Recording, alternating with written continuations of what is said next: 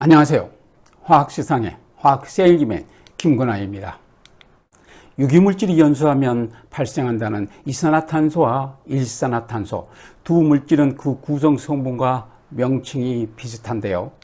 이산화탄소는 지구온난화 물질이라며 많이 알려지기도 하였습니다만 일산화탄소는 독성 가스임에도 불구하고 잘 알려져 있지 않는 것 같습니다.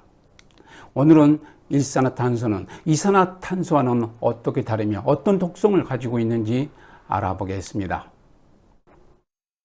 밀폐된 곳에서 가스나 석유 등 탄소 화합물을 태우면 처음에는 주변에 산소가 충분하게 이산화탄소가 발생합니다.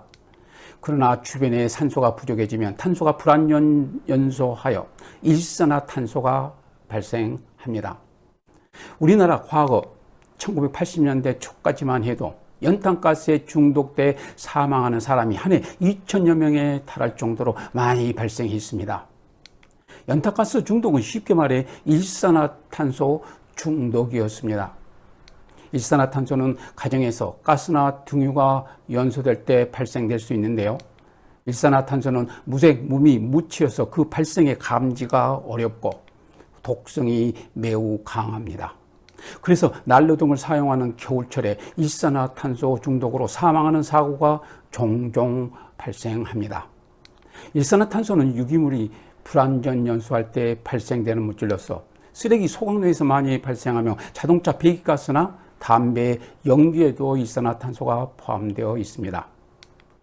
일산화탄소의 특성과 유해성에 대해서 좀 더 알아보겠습니다. 이산화탄소는 호흡하는 공기 중에 10%나 포함되어 있어도 생명을 이어갈 정도는 아닙니다.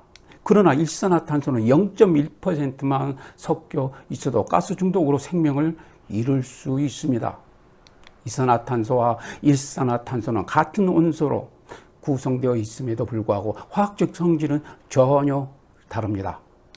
일산화탄소는 사람 혈액에서 산소를 운반하는 헤모글로빈과 친화력이 강해 산소보다 200에서 300배 헤모글로빈과 더 잘 결합합니다.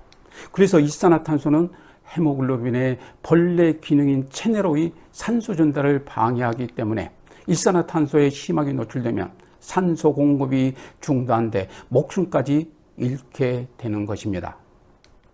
사람에 따라 일산화탄소에 대한 감수성이 다르지만 일산화탄소의 농도가 공기 속에서 0.05%만 들어있어도 중독 증상이 나타나 두통이나 구역질이 나고 0.1%만 섞여도 실신, 사망할 만큼의 독성이 강합니다.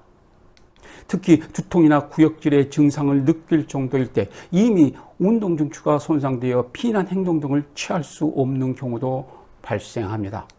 그만큼 무서운 기체라는 것이죠.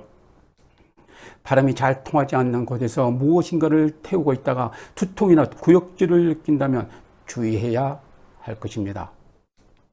건물의 화재 시 사망자가 발생하는 요인이 화염에 의한 사망보다 연소에 의해 생성된 일산화탄소로 인한 중독으로 질식사하는 경우가 더 많은 것으로 알려져 있습니다.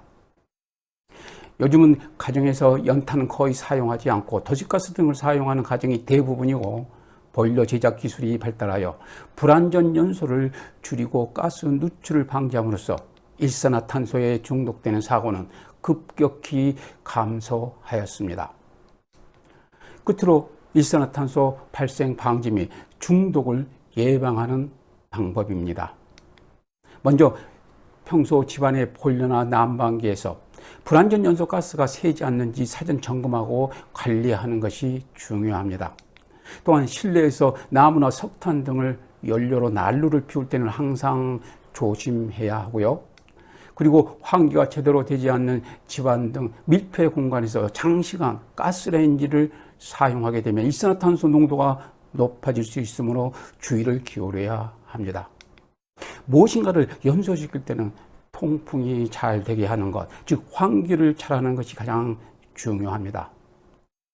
마지막으로 일산화탄소 중독이 의심이 되면 빨리 창문을 열고 환기를 시키고 중독이 일어나는 곳에서 벗어나야 하겠죠. 일산화탄소에 대한 얘기는 여기까지입니다. 오늘 내용이 흥미롭고 유익했다면 좋아요, 구독 부탁드립니다. 감사합니다.